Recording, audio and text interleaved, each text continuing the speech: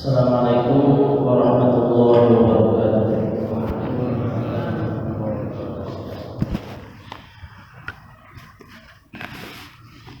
Bismillahirrahmanirrahim. Alhamdulillahirabbil alamin. Alhamdulillahilladzi hadana li hadza wa ma kunna linahtadiya laula an hadana Allah.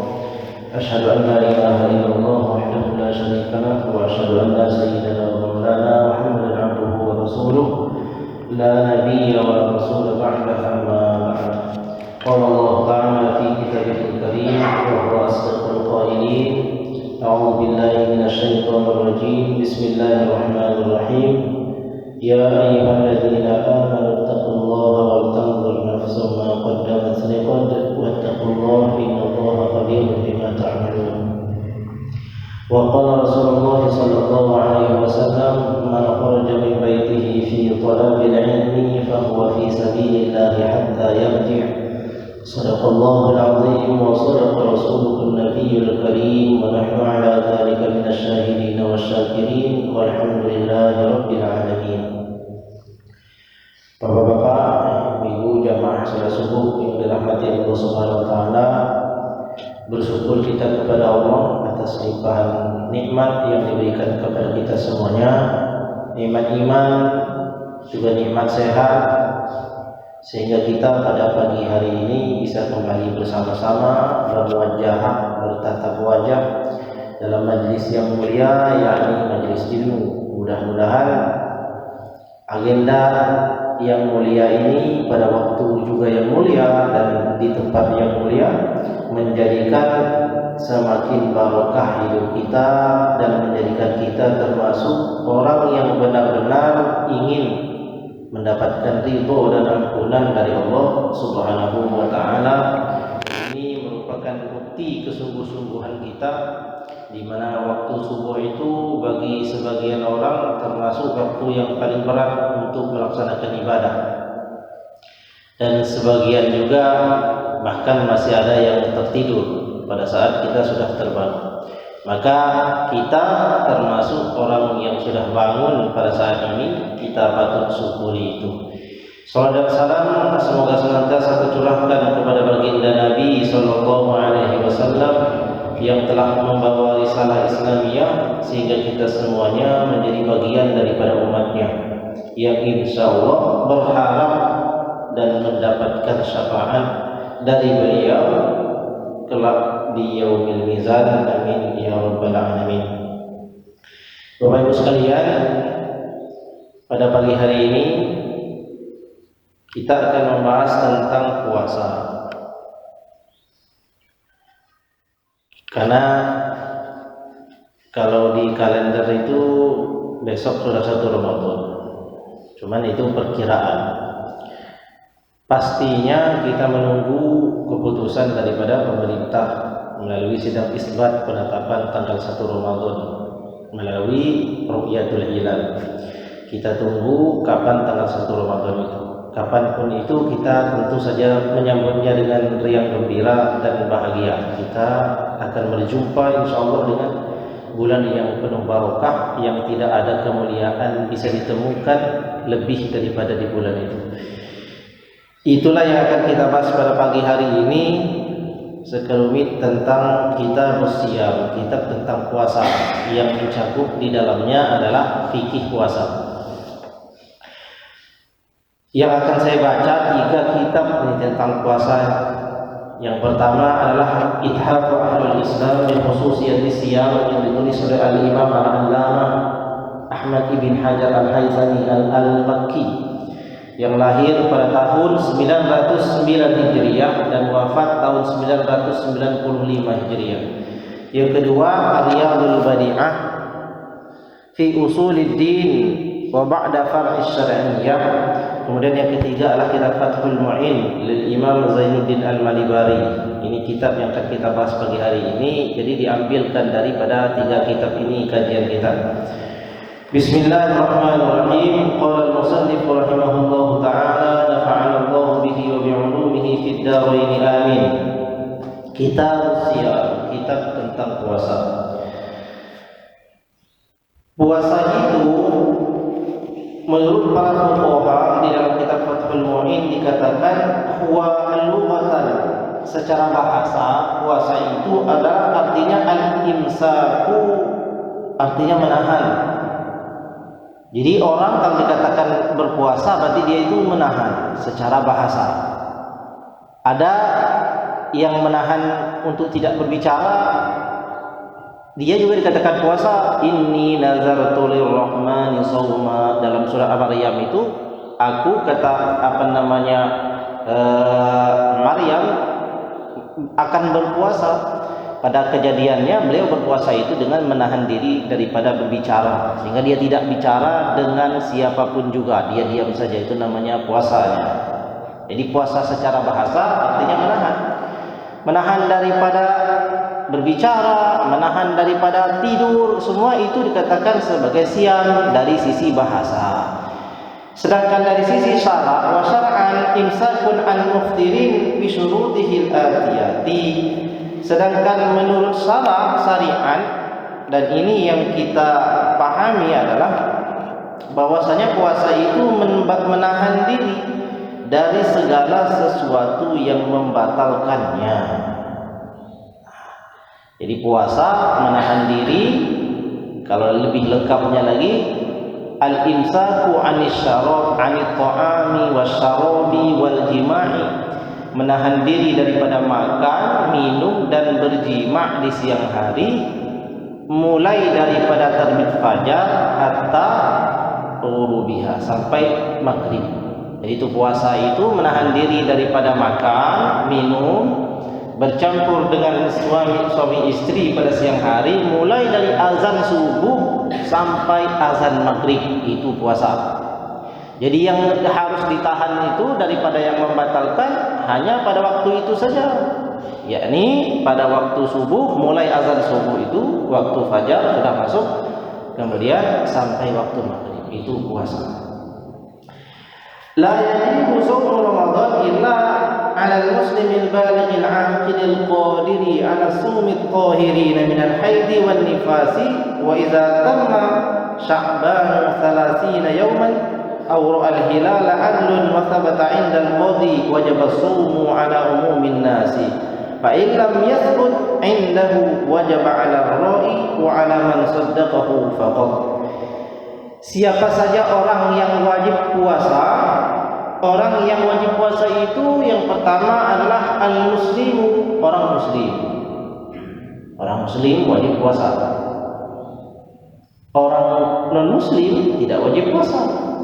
Maka kita nggak perlu meributkan orang non-muslim yang tidak puasa, sebab memang mereka tidak wajib puasa. Yang wajib itu kita, orang muslim. Yang kedua, baligh. Orang yang wajib puasa itu orang yang sudah baligh. Adapun orang yang belum baligh, anak-anak, maka tidak wajib puasa. Jadi kita bicara wajib ya. Adapun mendidik anak yaitu bab yang lain.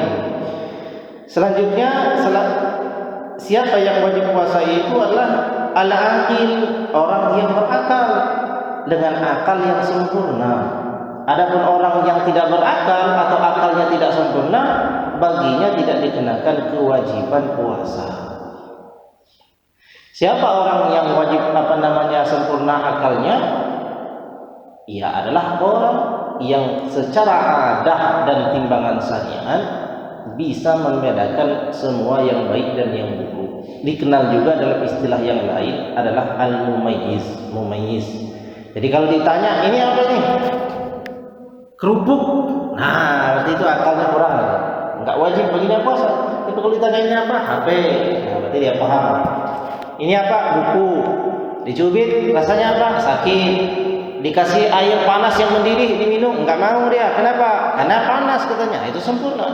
Tapi kalau kita kasih air yang masih mendidih, langsung dia lahap minum sehingga sampai membakar lidahnya, maka itu bisa dikatakan orang yang tidak sempurna akalnya. Orang seperti itu tidak wajib dikenakan puasa.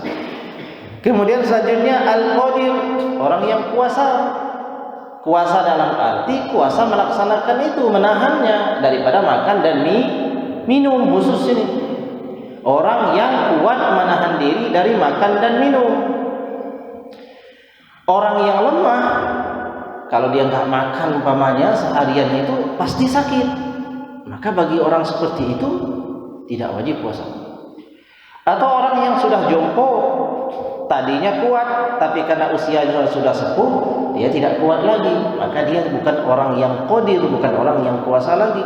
Orang seperti itu tidak wajib berpuasa. Nah, yang berpuasa wajib hanya orang yang kuat saja, dan kuatnya betul-betul kuat, bukan orang yang lemah. Al-qadiri 'ala shaumi. Kemudian selanjutnya al-qadiri minal haidi wan nifas. Dia harus suci daripada haid dan nifas. Sempurna sucinya sejak subuh sampai sore.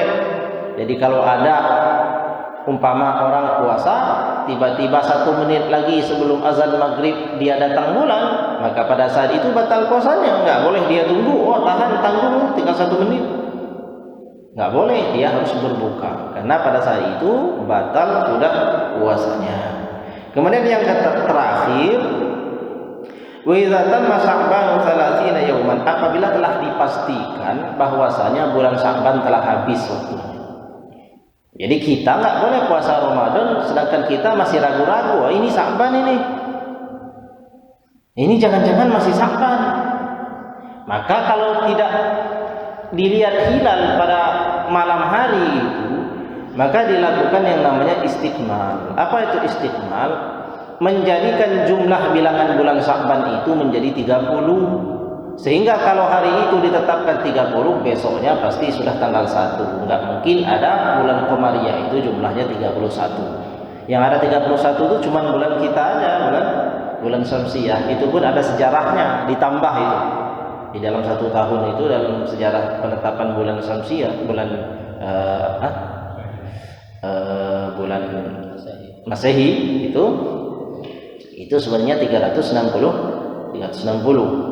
Tapi supaya ditetapkan sama, nanti ditambah beberapa bulan, ditambah 1 menjadi 31. Padahal aslinya ya tidak ada. Itu ya.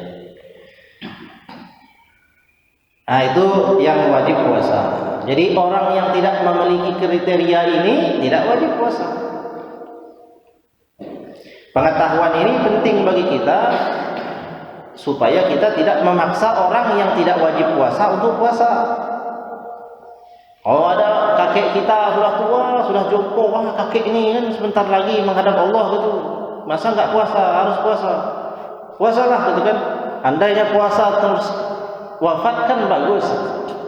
Ya bukan tempatnya, memang waktunya pada saat itu kakek kita yang sudah sepuh itu tidak lagi wajib puasa, hanya beliau harus menggantinya dengan fidyah sebesar 1 mud setiap hari. Nah itu nanti bahasan yang lain. Kemudian faslun wa syurutu sihhatis shaumi sittatun. Nah ini penting juga nih, wajib kita ketahui. Syarat sahnya puasa 6. Jadi orang yang puasa itu sah apabila 6 ini ada pada dirinya. Al-awwalu, yang pertama, al-islamu, Islam. Ya sudah pasti itu Islam. Bagi orang yang tidak Islam tidak sah puasanya. Kadang-kadang saya bergaul dulu, saya juga tempat kerja itu, karena kebiasaan kita puasa, di situ ada orang bukan Islam, tapi dia suka dengan ibadahnya orang Islam itu puasa, kayaknya enak gitu ya. Tiap bangun sahur, terus kalau sore itu kumpul-kumpul buka bersama, dia rupanya tertarik dengan itu. Akhirnya ikut puasa, betul-betul ikut puasa sebagaimana orang Islam. Bangun sahur dia bangun juga. Nanti kita puasa, dia ikut puasa. Nanti buka dibuka puasa. Nah orang-orang berkata, tapi dapat pahala juga enggak seperti itu? Nah orang yang bukan Islam tidak sah puasanya, meskipun dia puasa seperti itu, tidak ada pahala. Jadi syarat sah yang pertama adalah Islam. Yang kedua wasani at-tamyiz. Yang kedua tamyiz itu dia sudah bisa membedakan. Kalau yang dia lakukan minum, dia tahu ini batal. Begitu. Ada orang lagi puasa, dia makan, nah dia tahu ini batal, maka dia nggak lakukan. Nah, orang yang tidak memayis, orang yang belum bisa membedakan ini, ya dia puasa, tapi terus saja minum. Dia anggap setelah minum itu tetap puasa. Nah, seperti itu maksud mayis. Jadi orang yang sudah tahu hal yang membatalkan puasa atau tidak, itu sah puasanya. Tapi bagi orang yang tidak tahu yang mana yang membatalkan puasa dan yang mana yang tidak membatalkan puasa, puasanya tidak sah karena dia puasa dengan cara tebak-tebakan. Boleh jadi dia tadi makan tapi dia nggak anggap batal. Boleh jadi dia tadi campur dengan istrinya padahal terus dia tidak anggap batal. Kenapa? Karena dia nggak tahu yang mana yang boleh dilakukan dan yang mana yang tidak boleh dilakukan di dalam puasa. Ini syarat sah puasa. Kemudian yang ketiga, wasalisu an-naqa'u minal haidi wan nifasi jami'an nahari. Nah, dia terbebas daripada haid dan nifas sempurna satu hari. Seperti yang saya jelaskan tadi. Jadi harus sempurna satu hari. Bagaimana kalau haidnya itu azan subuh nih? Haidnya baru berhenti 2 menit setelah azan subuh, haidnya berhenti. Wajib nggak dia puasa? Nggak boleh. Kenapa? Karena sudah ada masuk waktu subuh 2 menit. Sedangkan puasa itu wajib dia. Puasa itu sempurna hari itu, mulai dari azan subuh sampai maghrib. Itu baru sah. Warabi' yang keempat, an-niyatu, niat. Nah, ini yang jangan sampai teledor. Wa tasihhu niyatu siyami tatawwu'i qabla az-zawali bi syarti alla yata'ata muftiran qablaha wa wuqu'uha fil laili afdal wa yajibu fi shaumi al-fariidati ta'yinuhu wa wuqu'u niyyati fi juz'in min al-laili wal afdalu wuqu'uha fi thuluthil akhir. Yang keempat, niat. Dan sahnya niat ini apabila orang tersebut berniat sebelum dia melaksanakan puasa. Artinya sebelum masuk waktu subuh. Ini jumhurul ulama dalam mazhab Syafi'i, dalam mazhab Hambali, dalam mazhab Maliki. Orang yang tertidur, dia tidur nih, nggak sahur. Kemudian tadi malamnya juga dia nggak sholat tarawih, sehingga dia nggak berniat. Karena biasakan orang sholat tarawih itu sebagian masjid dipimpin imam, pada saat selesai tarawih langsung dipimpin niat itu supaya tidak lupa. Nah, umpama dia nggak sholat tarawih sehingga tidak berniat, ketiduran pula nggak bangun sahur, tiba-tiba bangun sudah subuh. Bagaimana puasa orang ini? Ternyata tadi malam dia belum berniat. Jumhurul ulama daripada mazhab Syafi'i, Hambali, Maliki menyatakan puasa orang tersebut tidak sah. Itulah pentingnya kenapa untuk menjaga diri daripada lupa tadi itu penting juga bagi imam setelah selesai sholat tarawih itu dipimpin, itu namanya berniat. Kenapa? Karena bolehnya niat itu dimulai sejak maghrib nih. Jadi kita buka puasa, setelah kita buka puasa itu kita sudah boleh berniat untuk puasa besok. Meskipun yang paling afdol, paling mulia waktu berniat sebelum subuh tiba, pada saat mau makan sahur di pertengahan malam yang terakhir itu paling mulia, kita paling banyak pahalanya berniat pada saat itu. Kalau kita bisa yakin tidak lupa. Tapi kalau kita lupa bagaimana? Coba tiba-tiba sudah subuh belum berniat, maka tidak sah puasanya. Karena syarat sahnya niat itu adalah qabla zawal, harus sebelum kita masuk waktu subuh. Lalu bagaimana umpamanya kalau tiba-tiba terjadi seperti itu, sholat tarawih enggak sehingga tidak berniat, tiba-tiba kesiangan, bangun sholat subuh kita belum berniat. Tapi itu kejadiannya hanya sekali, bukan kebiasaan kita. Bagaimana? Nah, para ulama menganjurkan pada saat itu untuk mengikuti pendapat Imam Hanafi yang menyatakan sah niatnya meskipun puasa sudah berjalan. Jadi cepat-cepatlah berpindah pendapat kepada pendapat Imam Hanafi bahwasanya sah salatnya, sah puasanya, asal itu bukan dilakukan secara berulang-ulang, bukan karena kebiasaannya, tapi karena kecelakaan yang sesekali. Jadi bila tiba-tiba besok kita puasa, tahu-tahu kita bangun sudah sholat subuh, sudah waktu subuh sudah masuk, sedangkan kita juga tidak sahur, kemudian tidak juga berniat, pada saat itu langsung saya berniat puasa. Kemudian mengikuti pendapat Imam Hanafi dalam hal perkara ini. besoknya lagi lah, jangan sampai diulang lagi itu. Nah, harus berniat sebelum sahur. Kemudian yang kelima, wal khamis al-imsaku 'anil muftirati kulliha min al-fajri ila al-ghurub, menahan diri dari seluruh yang membatalkan puasa itu mulai daripada terbit fajar sampai terbenamnya matahari. Apa saja yang membatalkan puasa? Itu ada 10, nanti akan kita baca terakhir.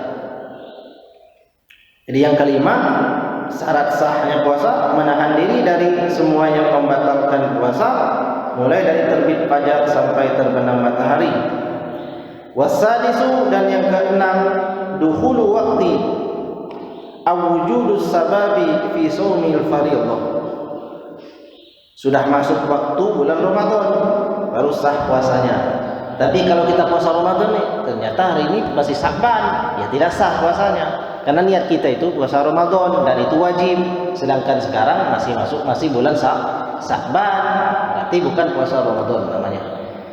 Nah, demikian 6 daripada syarat sahnya puasa. Yang ini mesti kita ingat, jangan sampai kita tidak tahu tentang perkara yang sangat penting ini. Kemudian yang terakhir sebelum nanti diskusi, faslun wal mubtilatu lis-shaumi 'ashratun. Pasal tentang yang membatalkan puasa ada 10. Al-awwalu dukhulu shay'in min ahyanid dunya walau qalilan ila jawfin 'amdan in dakhala min ahadil munafizi al-maftuhah. Yang pertama, yang membatalkan puasa itu masuknya benda a'yan. Apa itu benda a'yan? Benda a'yan itu benda yang bisa kita indra dengan mata. Benda itu semua nih benda, angin pun benda. Selain Allah itu benda, Allah itu khaliq, sedangkan selain Allah makhluk. Makhluk itu benda semuanya, termasuk angin itu pun benda. Tapi angin nggak bisa kelihatan, maka dia tidak dikatakan benda a'yan. Yang membatalkan puasa itu yang pertama, masuknya benda a'yan, benda yang bisa terlihat oleh mata meskipun kecil, ke tempat, ke beberapa jalan. Para para fuqaha membahasnya. Ibnu Rus dalam berbandingan mazhab yang kita kenal dengan kitab Bidayatul Mujtahid itu, beliau menulis tentang kurang lebih ada 9 jalan apabila benda masuk ke situ batal puasanya. Jalan yang pertama adalah al-qubulu wad-dubur. Kubul itu pintu depan, artinya jalan kita buang air kecil. Jalan kita buang air kecil, apabila masuk benda ke situ maka batal puasa. Apa benda? Benda air, terserah apa, kelereng umpamanya, atau air yang sampai masuk ke dalam, maka itu batal puasanya. Adapun ketika hanya pada bagian luarnya, ketika kita membersihkan habis buang air, itu tidak membatalkan, karena itu dihukumi sebagai bagian luar daripada badan, bukan bagian dalam. Yang kedua, jalan belakang. Jalan ketika kita buang air besar, ketika masuk air sampai ke dasar, sampai ke dalam, melewati jalan itu juga batal puasa. Maka orang kampung dulu bilang, orang mohon maaf kalau buang angin di dalam kolam renang itu batal. Kenapa? Ya karena setelah dia buang angin, anginnya terbuang, selanjutnya jalan itu menghisap air. Jadi sebenarnya bukan buang anginnya yang membatalkan, tapi masuknya air ke dalam lubang itu. Sudah 2 ya. Jadi masuknya benda a'yan ke dalam beberapa jalan, jalan depan, jalan belakang, tempat buang air kecil dan buang air besar, kemudian kedua telinga. Masuknya benda air atau korek kuping, itu hati-hati pada bulan Ramadan, ke dalam telinga kita, 2 telinga kita, apabila dia sampai kepada maghrub. Maghrub di dalam fikih itu selaput gendang yang di dalam ya.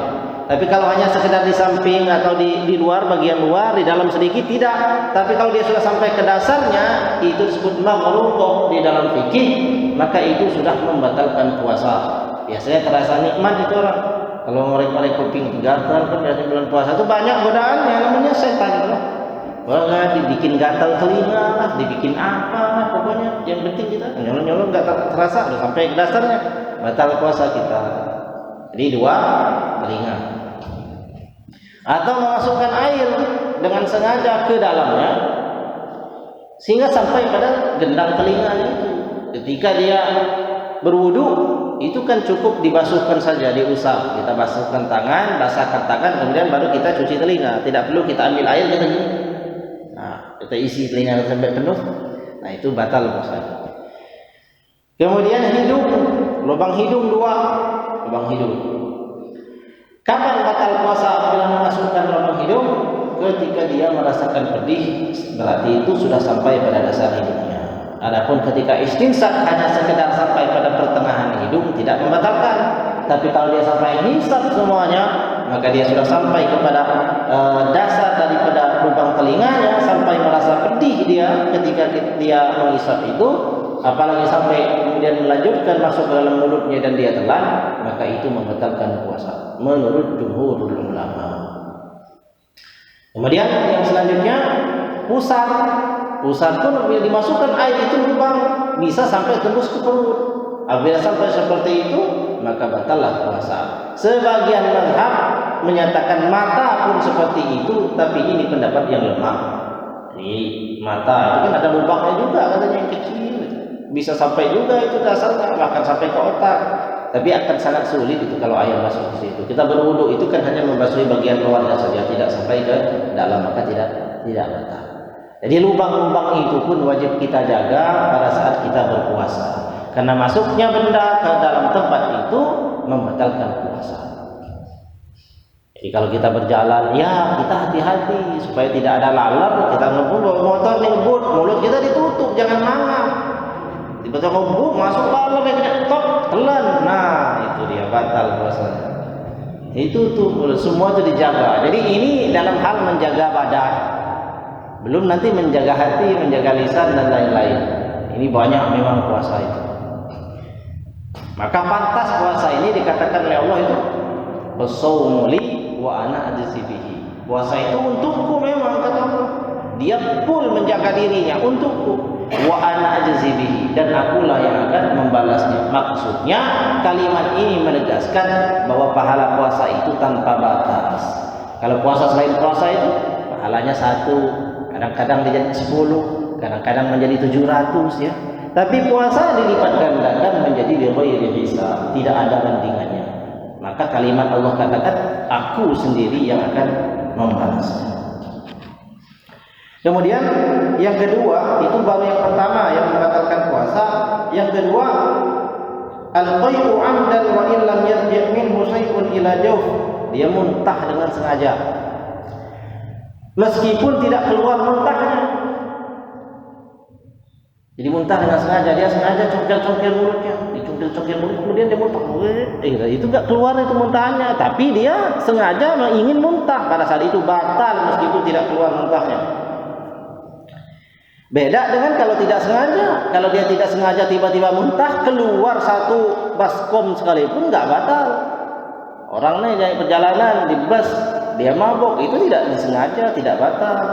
Tapi kalau dia sengaja congkel-congkel, dia muntah meskipun enggak keluar muntahannya, batal puasanya.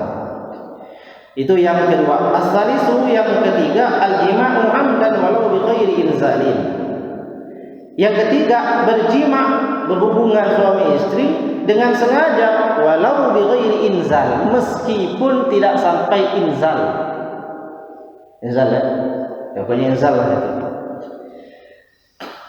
Meskipun tidak sampai selesai gitu. Pokoknya nyerempet begitu, tapi memang niatnya jima. Itu batal puasa.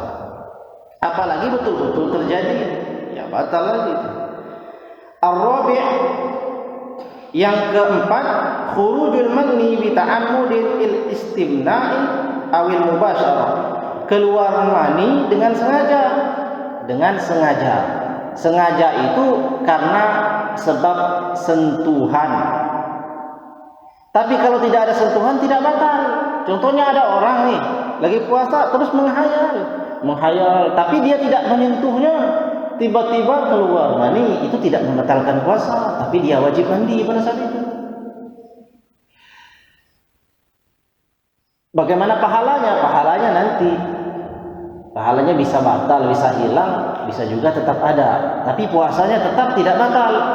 Sebab keluarnya bukan karena bersentuhan. Tapi kalau disentuh baik dengan tangan atau dengan yang lain, maka batal. Kakhuruji bil lamsi, seperti karena disentuh. Wal mu'anaqati wa qublati bila hail, atau dia itu disentuh barang yang lain tanpa adanya penghalang sehingga menyebabkan keluar mani, maka batal puasanya. Tapi kalau tidak sengaja ya tidak batal. Ada yang datang bertanya, bagaimana dengan mimpi basah katanya di siang hari, batal tidak? Ya tidak batal. Kenapa? Mimpi itu tidak sengaja, tapi dia wajib mandi. Begitu bangun merasa tadi mimpi, yakin, maka mandi. Puasanya tetap. Kenapa? Karena tidak disengaja. Yang batal itu yang disengaja. Kemudian selanjutnya yang kelima, al-khamis al-jununu walau lahzatan yasiratan. Orang gila meskipun sejenak. Ada orang gila sebentar, stres gitu ya. Gila meskipun sebentar aja. Gila tiba-tiba sembuh, nah, batal puasanya. Apalagi gilanya terus ya, maka batal. As-sadis, yang keenam, al-i'ma'u minal fajri ila ghurub. Dia itu pingsan. Sedangkan pingsannya itu mulai dari subuh sampai sudah maghrib, maka dia batal. Tapi kalau dia pingsan bangun sebelum maghrib, tidak batal. Karena pingsannya itu dikiaskan kepada tidur. Sedangkan tidur orang tidak membatalkan puasa. Tapi kalau dia lewat sampai maghrib, maka batal puasanya. Jadi pingsan daripada subuh sampai maghrib, nah batal. Tapi kalau dia pingsan nanti jam 5 bangun, nah tidak batal. Kemudian selanjutnya as-sabi, yang ketujuh, al-iftar, ya makan pastilah itu. Qabla an ayatahaqqaqu ghurubus syamsi aw yaghliba ala dhannihi ghurubuha. Nah ini hati-hati. Yang ketujuh, makan sebelum waktunya, meskipun pada saat itu ia menyangka sudah waktu maghrib, padahal belum. Ini batal puasanya. Jadi bagi kita yang tugasnya azan, hati-hati. Lebih baik terlambat sedikit daripada kecepatan. Karena kalau kita terlambat sedikit itu tidak apa-apa. Buka itu terlambat sedikit itu tidak apa-apa. Sedangkan buka kalau kecepatan belum masuk waktu maghrib, batal. Nah tanggung dosanya. Karena kita udah semangat, udah jam ini kata yang satu, tunggulah itu jam 6.25. Kata satunya pokoknya udah jam 6, udah yakin aja azannya. Tahu yang lain belum masuk waktu ini. Dia yang menanggung dosa orang satu kampung ini gara-gara dengar azan dia orang makan padahal belum maghrib. Maka harus tertib, lihatlah jadwalnya, ada jadwal imsak. Kalau udah ada jadwal imsak, jam kita atur, nggak boleh kita makan. Tapi kalau enggak, ya dengan dengar azan. Nah, yang azan jangan cepat-cepat azannya. Sudah pastikan buka puasanya, baru diazan.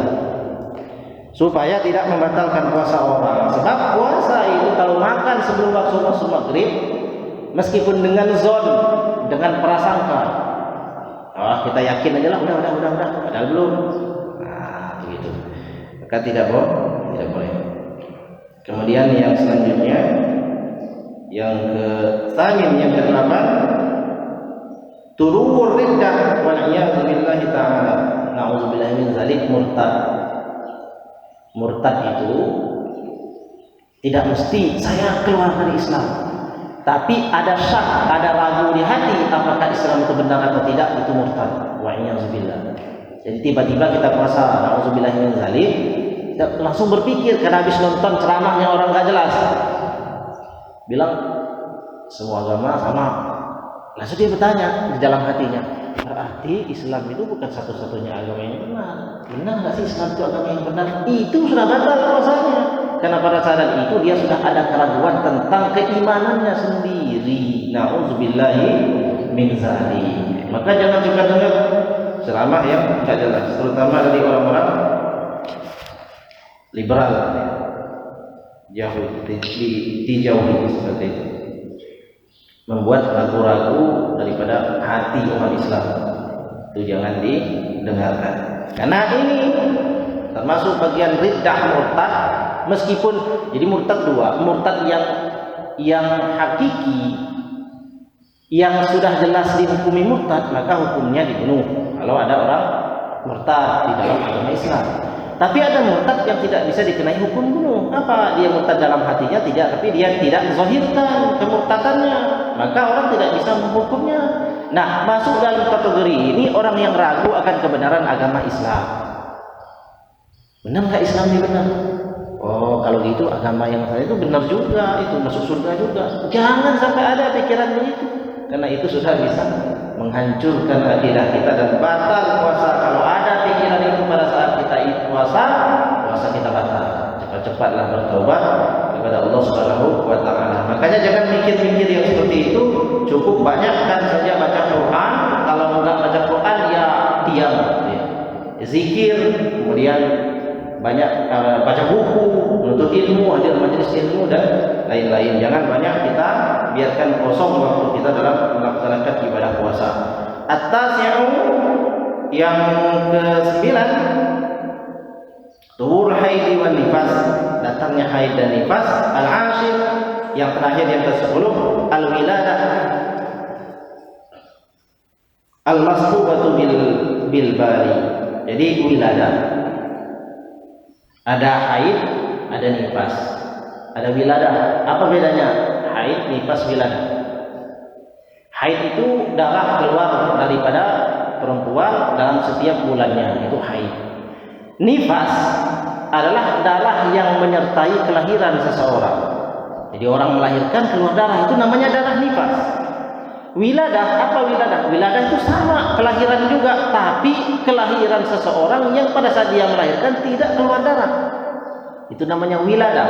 Nah, wiladah itu tetap membatalkan puasa meskipun dia tidak ada darahnya.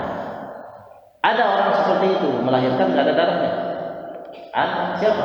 Nabi kita sallallahu alaihi wasallam dalam kitab I'anah disebutkan, lam yahtalim qattuhu matlaqan abada wa man tasaba aslan fi mudazzabani min hudawa falam tarqa ma waqa'at talabatun abadan min ismihi al-hasani bi qalbihi ka'amami ru'yatin tasabat wa la yura isra'ul minhu fi'lan wa qalbuhu lam yanam wa aynu qad na'isat wa la yuzil lahu bisyamsi dhufitani Itnahu qad alaka qawman yatajalasu indal wiladah sifiyatu di maktafari hadil qasaysa fahadana minan salima liwasiruqi wa bimihalik.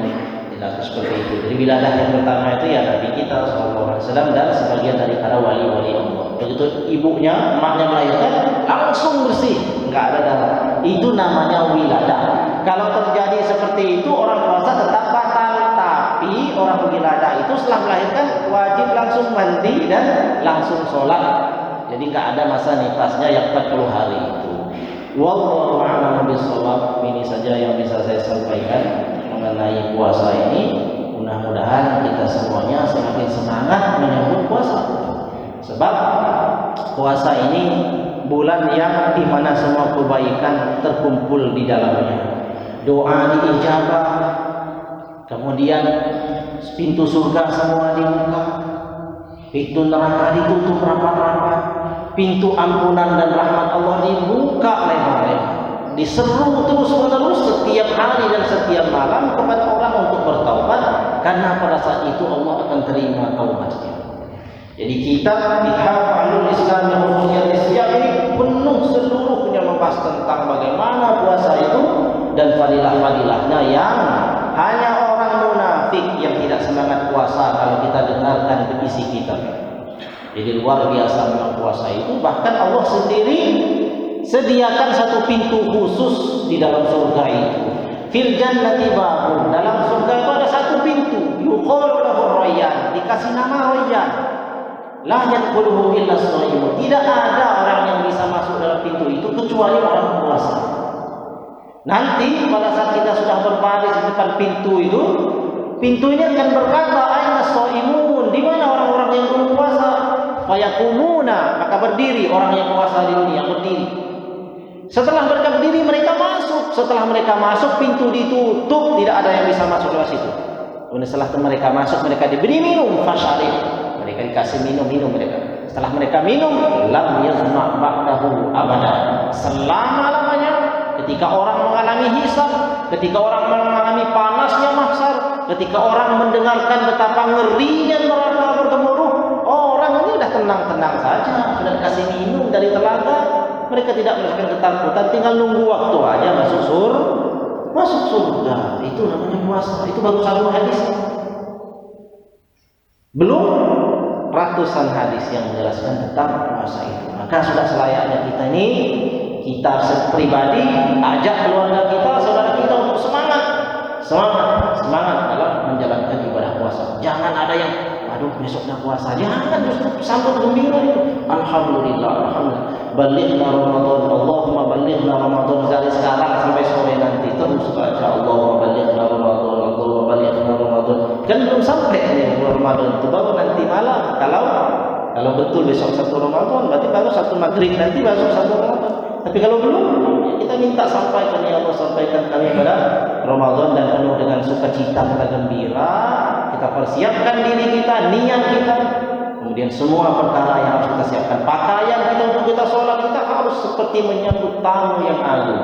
Siapkan minyak wangi-wangian, siapkan rumah, bersihkan rumah kita, siapkan Al-Quran yang akan kita khatamkan, siapkan semuanya. Anak-anak yang sudah kasih tahu, kita akan kedatangan tamu yang mulia. Seperti itulah menyambut bulan Ramadan itu. Mudah-mudahan dengan begitu kita semuanya termasuk orang yang dirahmati Allah Subhanahu